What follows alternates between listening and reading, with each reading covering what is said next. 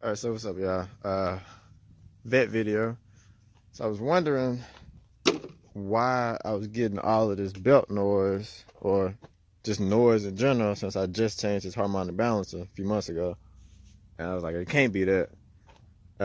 Took this belt off, thought it was the belt, couldn't get it off. I just, in a hurry, trying to get somewhere, cut the belt off. Probably shouldn't have cut it because it might have still been a good belt. But anyway, this belt, 4PK 1073. I went to the store to get another belt. They gave me this. This is what shows up for the vet. 4PK 1065, which is 106 centimeters, 106.5 compared to the 107.3. So this one so far has been too short to go on. So I gotta go take that back, try to get another belt. But in the meantime, I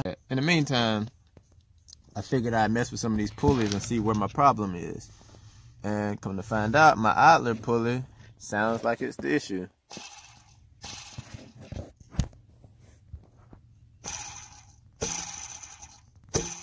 So yeah, it shouldn't make that much noise.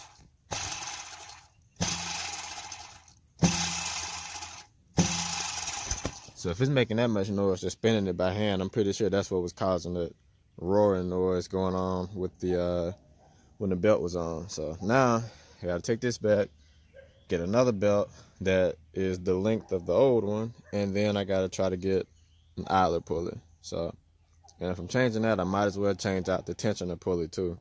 For the all of this is for the AC. So yeah, once I get that done, then I should be good to go and back on the road. All right, so they ended up not having the belt or the pulley that I needed in stock, so no more video. I had to order it, so it should be in sometime next week, I guess. So once that comes in, I'll catch y'all with part 2 to this video. So catch me in a couple days.